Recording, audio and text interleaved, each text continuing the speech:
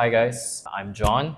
This is Sharvin, and we are indie filmmakers. And here we are today with another episode of Talent Talks with Monster. And we are provided with Good Nosh kombucha right here. Today we are going to have a conversation about the film industry and basically the film scene here in Malaysia. Besides that, we're also going to talk about technology in filmmaking, especially that AI has been very apparent recently. And then we're going to talk about the comic book movie fatigue, but we're going to talk a little bit about whether the superhero genre is going to have a reset or whatever. We're just going to share our insights. Yeah.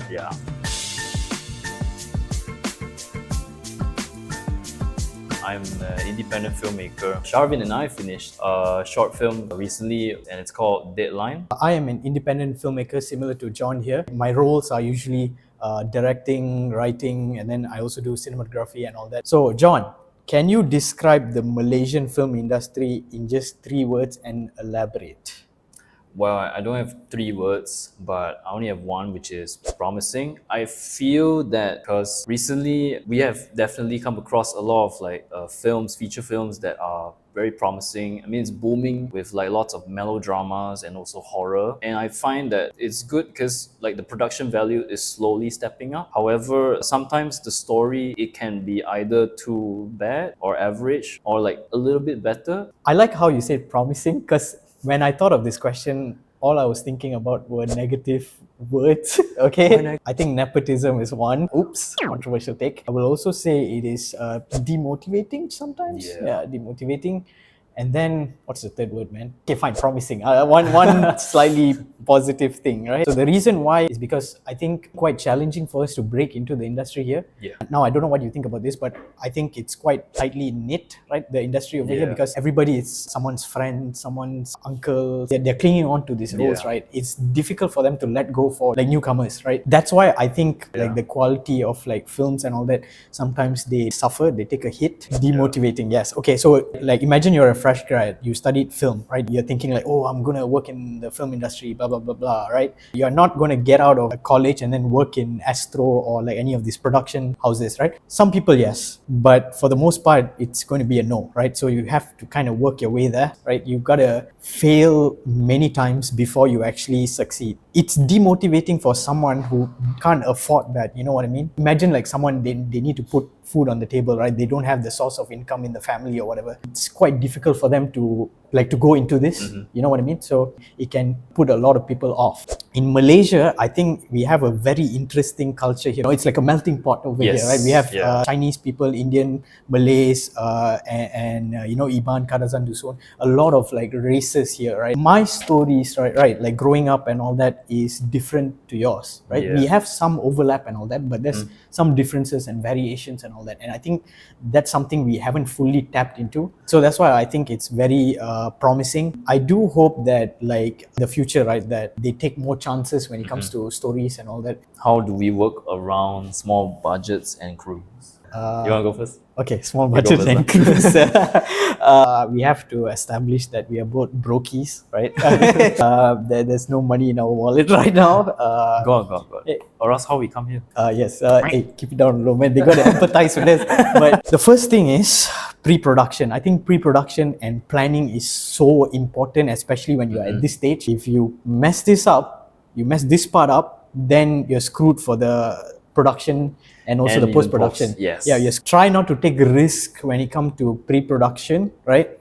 Because we have limited resources. This project of mine, those of you who don't know, it's called Blood Moon, and it's basically about vampires. I know vampires, it's cheesy, whatever, but like just go watch it, okay? But I took my time with the pre-production, and pre-production lasted for me about like several months. I think about 5 months, 6 months almost. I was preparing, I was scouting locations, I was writing the script. I wanted to make sure that we nail the pre-production so that we don't, I was going to say another word, but I'm going to F up the production, okay? Because if you mess it up, then it's like a domino effect, man. So there's this one called Deadline, and the budget was 500. This time I really put on a Google sheet and I really calculated the expenditure, what we spent on and what we needed to spend on. How I worked around is by making sure from the scripting stage, it was 10 pages max. And keeping it to like minimal locations as much as possible so that we have lesser footprint, and also keeping shooting days to a minimal. The shooting days for deadline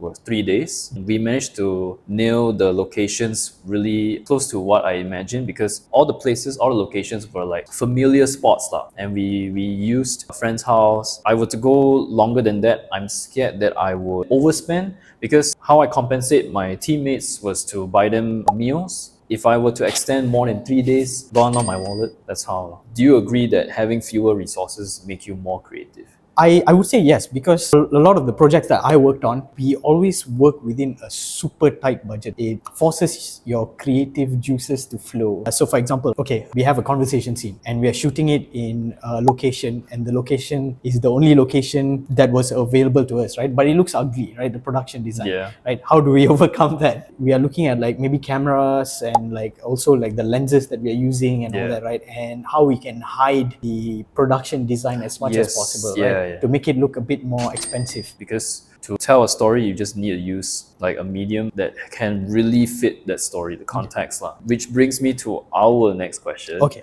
Do you think expensive gear still matters today? I don't think it matters as much anymore. Again, I'm going to relate it to one of my earlier projects. I still remember it was fresh out of college. I didn't get to do a lot of practical projects and I didn't get to add to my portfolio. And I remember having a conversation with a friend during that time. And I told him, I said like, oh, you know, I'm sad that I didn't get to make a film. And he was like, hey, remember that one video you shot on a phone, like a mockumentary thing? Yes. Why not we shoot a film on a phone? Right? I was like, oh my God, like wow, like you can shoot a film on a phone? So I was a bit skeptical, I'm not going to lie. But once I think we started shooting that, it was like skepticism sort of like went out of the window, because I realized that you can use pretty much any camera that you have. What's important is the vision and also the lighting. Phones, man, it's in your pocket and you can shoot a film with that. Having expensive gear is not necessary, because there are a lot of YouTube tutorials out there just using household items. When I wanted to try to light a subject for a corporate documentary, they always recommend muslin, the cloth that helps to light the skin tones much better. Muslin is really expensive. I just use white cloth, cotton. I got it from Kandar. Okay. And it's quite affordable. I just put it around stands and then make it like a curved shape. Just because I watched YouTube tutorials the cove technique, and then I just put a light behind and I managed to light the subject around her face. Okay. Using just cotton and the light behind. Now let's talk about AI. AI, okay. AI. Do you think AI is like helping indie filmmakers or just adding on more pressure? This conversation that I've had with so many people, man. Yes, I need a drink. Okay. Which one? You want to try this one? Let's try the green tea one. Wait, let me drink this first. Currently, I don't really like the idea of AI being used in film, but I think there are some uses for AI. When AI is used as a tool, I think it's fine. So what I mean by that is like rotoscoping or whatever, right? Like tedious work, right? It takes a lot of time and all that. I think if AI can kind of automatically kind of do that, and then the artist would have to touch it up, right? I think that's fine, because that's a tool and it's saving people time. Where I don't agree with the use of AI is when they generate an entire image, right? Like either it be video or even like photos or graphic design or whatever, because I feel like it's taking the job away from like actual talented people. But I don't doubt that as time goes on, it's going to look way more convincing. It's already looking very convincing here. Have you seen that one video where this lady is at the airport, right, boarding into the plane, and then the kangaroo, right? The kangaroo. I did not know that was AI. No, I didn't too. I was like, what? Kangaroos can do that? And then later I see it's AI and I feel so stupid. But then the thing is about AI, the problem is that it wants speed, you know. People want fast, man. So it kind of defeats the purpose of the work that you put in. It's suddenly done within seconds. Do you feel a little bit bird brain while using AI? Yes. I'm like, man, I'm stupid old man. Like we studied for how long and then now we're using AI. So I feel that there may be a renaissance, right, like later in the future, where the line is going to blur and they're like, why should we go and pay money to go watch a movie in the cinema for a film that is developed by AI when you yourself can do that. I think it's going to backfire on Hollywood. Do you think like short form content is changing how we tell stories? Yes, because I've had some experience with this. I worked at like certain jobs where, of course, like the emphasis was on social media, right? I think they are changing because, for example, I had a conversation with a friend, right, recently. He is someone who doesn't watch a lot of movies, but his daily routine is like, okay, he goes out, he comes back home, he opens up YouTube for a bit. I don't even think he finishes that YouTube video. And then after that he goes onto his bed, and then he opens up his phone, scrolls through TikTok, right? This is like an easy dopamine hit.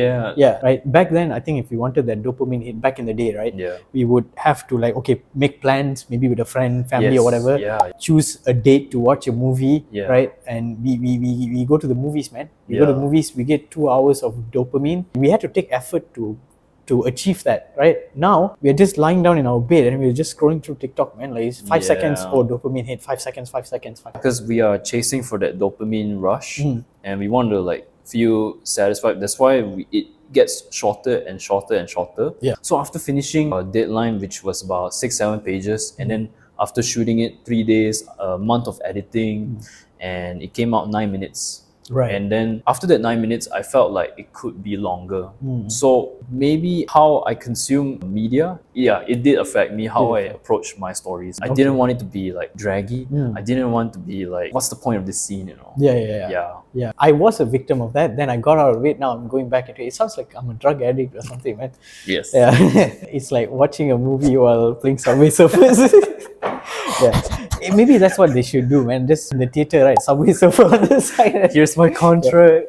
Here, sign a contract. Oh, wait. And then, We're going to talk about the comic book films right now. And we wanted to talk about like our opinions, our insights on like superhero films at this moment. Okay. Yeah. Okay, thanks, man. Okay, welcome, man. Just got to stay hydrated, guys. I know there's this talk about like superhero fatigue, right?